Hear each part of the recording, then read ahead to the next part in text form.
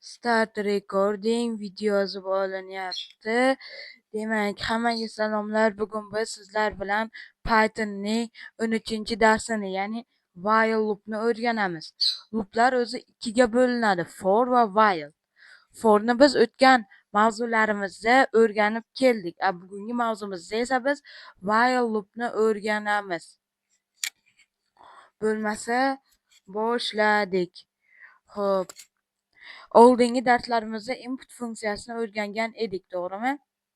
Xo'p, endi shu input funksiyasi yordamida masalan shunaqa ko'paytirishni kiritsangiz bir marta ishlaydi va yana qaytib to'xtab qoladi, to'g'rimi? Ya'ni mana bu yerda konsolda aytyaptiki, mana bir marta ishlayapti, to'xtab qolyapti.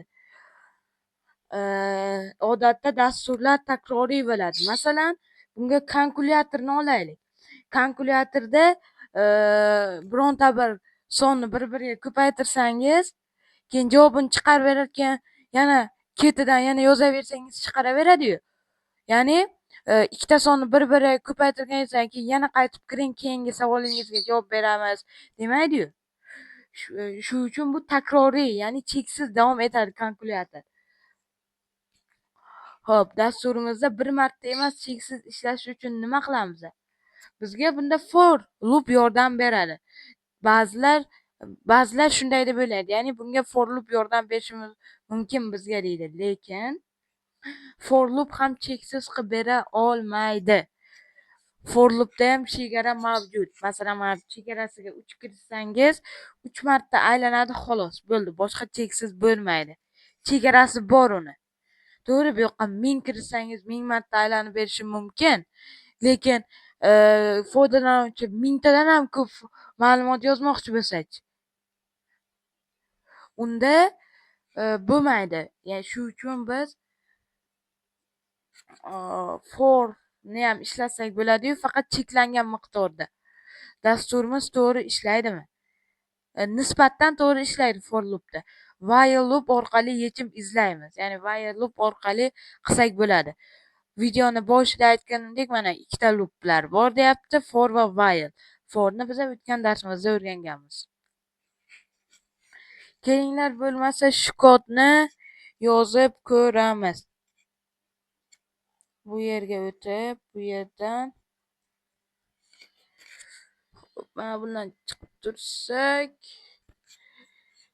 bo'lmasa boshladik. While true pastidan a barobar int input. Hop, ichiga nima? Ichiga birinchi sonni kiriting deb qo'yamiz. Birinchi sonni kiriting. Tagidan b barobar birinchi sonni kiriting emas, endi ikkinchi sonni kiriting deymiz. Keyin uni tagidan xo'p printga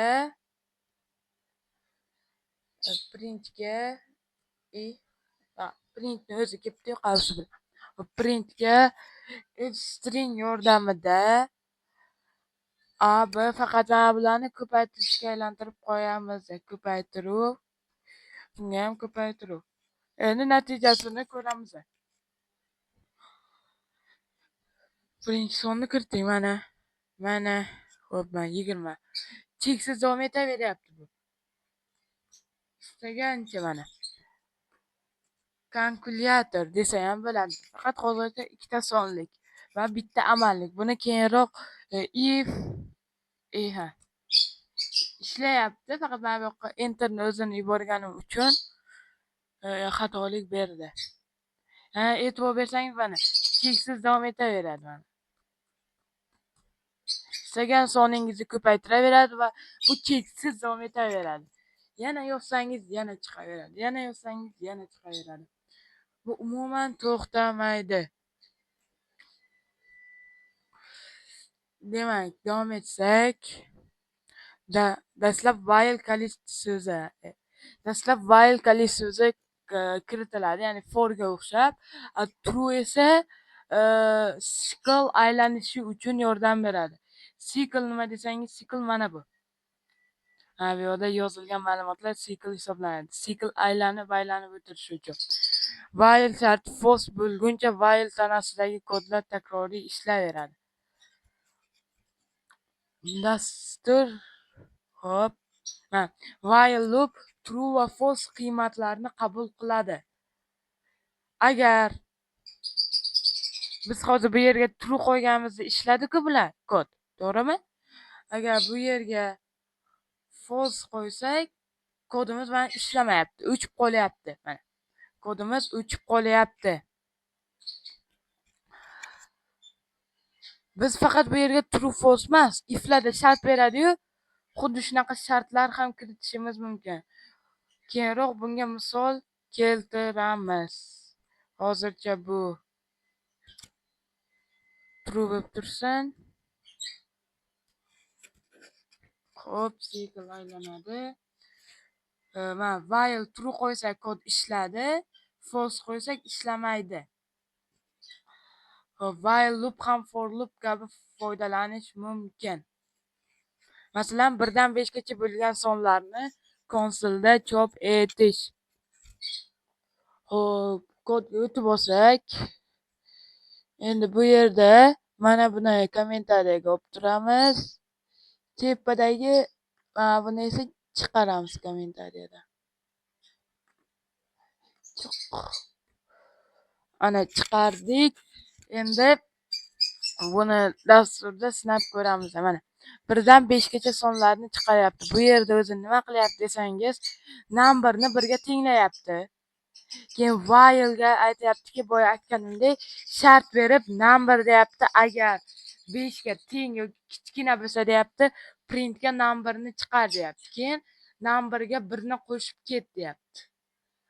Keyin yana qaytib uni numberga tengla. Forda aytdim-ku, fordamida nes forda mana 2 bo'ladi, 3 bo'ladi, 4 bo'ladi, 5 bo'ladi. Oxiri mana bu 5 ga teng 6 ga aylanganda mana bu shartga noto'g'ri bo'ladi, u chiqmaydi. Ya'ni shu uchun bu yerda hozir 5 gacha bo'lgan sonlarni ketma-ketligini chiqarib beryapti. Xo'p, dastlab number o'zgaruvchisiga bir qiymat saqlaymiz. Xo'p, number 5 dan kichkina bo'lgani uchun true qabul qildi va skill kirdi. Skillga kirdi. Xo'p, bo'ldi. Ikkala dastur ham bir xil vazifani bajaryapti. Sizningcha qaysi biri afzalroq? Bu ham 1 dan 5 gacha bo'lgan sonlarni chiqaryapti, bu ham 1 dan 5 gacha bo'lgan sonlarni chiqaryapti. Sizningcha qaysi biri afzalroq? Albatta bu ikkovini ham o'zini ishlatish kerak bo'lgan alohida joylari mavjud. Qancha bo'pti videoyimiz? Endi 8 minut bo'pti. Xo'p, davom ettirsak. Break o'zi nima? Kiritilgan sonni juft yoki to'qligini aniqlovchi dasturni tuzing debdi. Buni ham kodi menda bor. Hozir buni ishlatib ko'ramiz. Uning uchun mana buni kommentariyaga olib turamiz. Xo'p, va mana buni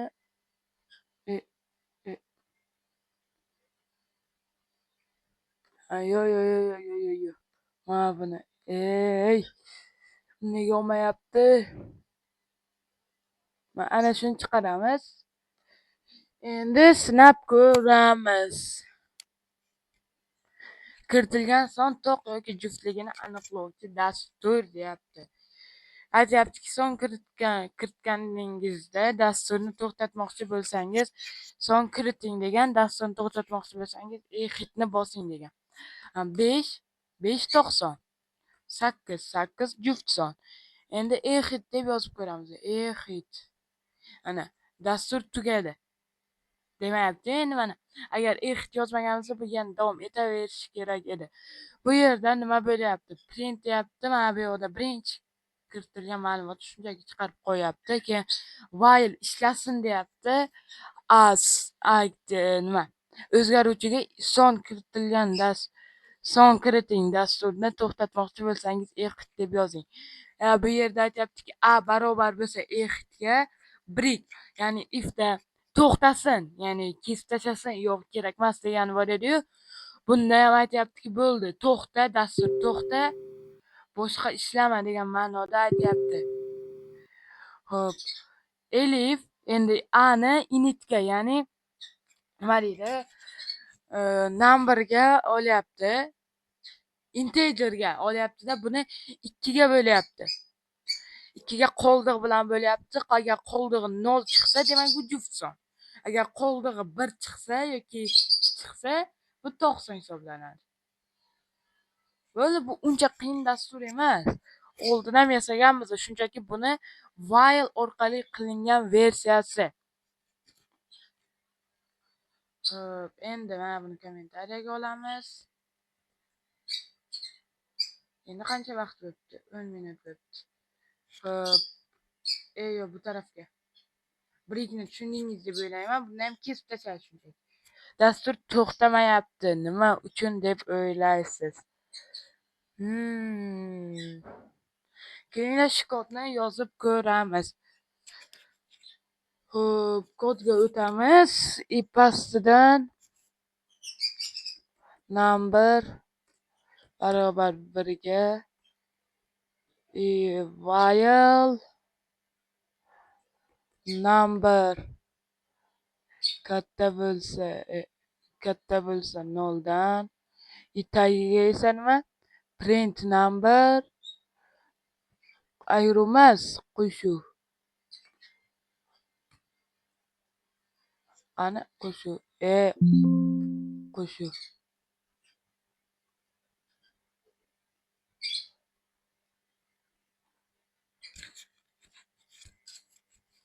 Qo'shuv. Xo'p, video zapis bo'lyapti. Aha. Bo'ldi, qo'shuv. Mana while'da nima qolib ketdi? Mana bu qolib ketdi. Mana. Ha, bo'ldi, mana. Qani endi? Cheksiz davom etyapti. To'xta. Buni o'zingiz sinab ko'rmang. Bu chunki kompyuteringizni qotirib qo'yishi mumkin. Oho, birdan boshlanganmi?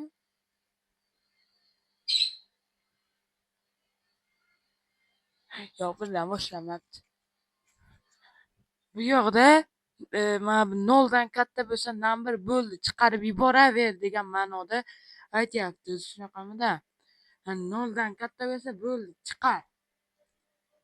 Hamma sonlar yoki raqamlar 0 dan katta, to'g'rimi? Shu uchun chiqarib yuboraver degan ma'noda aytyapti. Xo'p. Print number endi shu uchun bu cheksiz ketyapti. Endi nima? Number 0 dan katta shart berildi. Xo'p. Dasturda bu cheksiz loop deyiladi. Quyidagi konsolda chop eting, cheksiz loopga tushib qoldi. Nega cheksiz loopga tushib qoldi? To'xtanglar, bo'lmasa qani sinab ko'ramiz. Aha.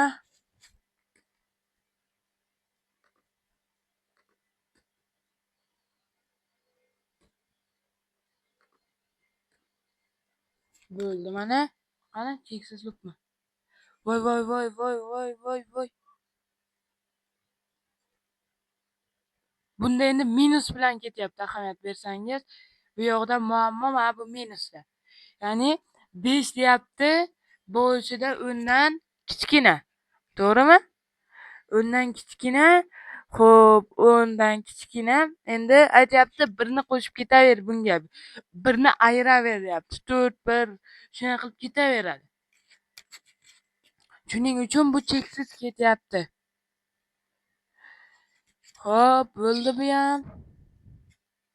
Mavzu shulardan iborat edi. Tomosha qilganingiz uchun rahmat. Sog' salomat bo'linglar. Mikrofon qarshisida Developer X edi. Xayr.